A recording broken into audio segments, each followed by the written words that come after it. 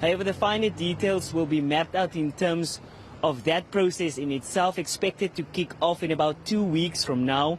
Parliament is going into recess, so in a question that I asked Ian Cameron on whether or not the work will continue throughout recess, he says they simply have to, because they have that end of October deadline by when they must submit this report back to the Speaker of the National Assembly, who tasked those 3 committees to investigate the claims. Just take a listen to what Ian told me earlier. Generally, Parliament is perfectly positioned for any form of oversight. So Parliament is already there to hold the executive to account.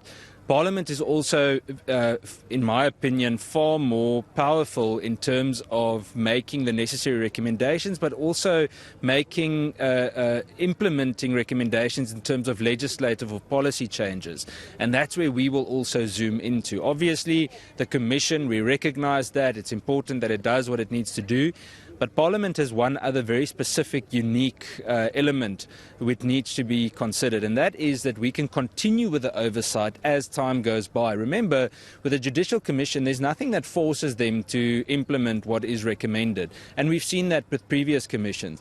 That shouldn't be seen as criticism, it's just fair comment. We obviously want this commission to do what it needs to do, but I think Parliament needs to take responsibility for the role that it can play in this.